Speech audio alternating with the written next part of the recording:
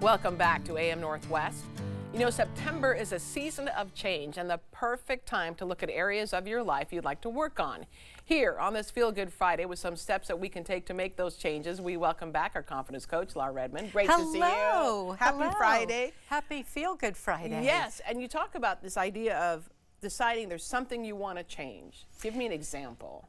For myself? Or no, for anybody. Well, we all know the things in life we want to change about ourselves. Yeah.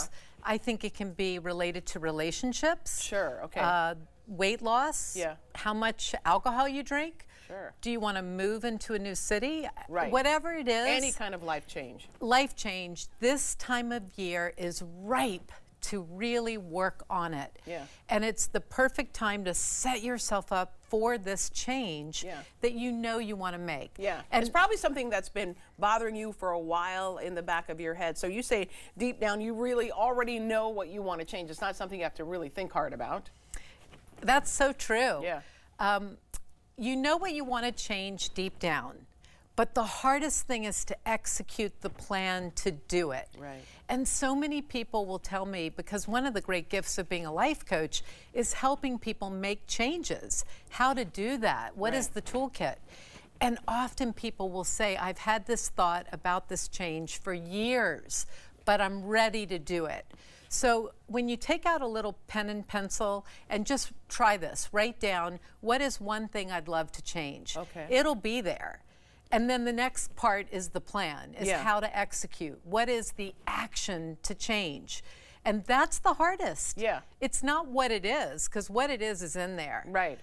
It is the movement to do it. I get it. Yeah. You talk about giving yourself a mood check. Well, so much of what kills the change is the self-critic versus self-compassion. Yeah. Because change is hard. Right. You know, a lot of times the pain of what you want to change just gets greater than the difficulty of doing it. And so you've got to set yourself up internally with your dialogue to be self-supportive, which means compassionate, which means like, you know, you go girl, like you need a little inner coach that's going to give you that momentum when it gets really hard, or the critic says you failed, you didn't do it right, you didn't follow it today. You can start again at any moment and at any time. So you've got to rewire how you're going to approach the hard parts. A lot of us, though, use distraction as a way to not change, because oftentimes distraction, you say, keeps us like we're on our phones. We just don't want to think about the change we need to make. I know. Distraction is the enemy of change. Yeah. And it is the quickest thing that people will do to avoid the hard part, like the phone, the chaos, the multitasking. But the idea is to create a little bit of stillness, a little bit of quiet. Bring your journal, get the pen, take it slow. You can do this little by little, day by day. The change is going to get easier with time.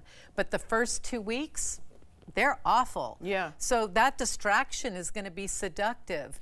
Notice it, and then come back to just holding that inner dialogue supportively through the difficult parts. Well, you say to tune out the noise. That's kind of... And don't tell a lot of people what it is you want to change. I remember in 6th grade, I was in Weight Watchers, and I remember my grandmother saying, don't tell anyone you're on a diet.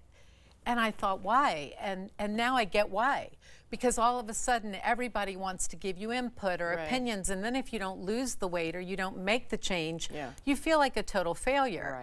So you don't want to tell a lot of people until you really are running with it. You've got a rhythm with it. You've got this new chapter, this beautiful new way of life, and then you can tell people, but not in the beginning. And they'd also be checking up on you. It's too much. Which would be too much, Yeah, you feel like... And you'd feel the pressure, Be cool with uncertainty.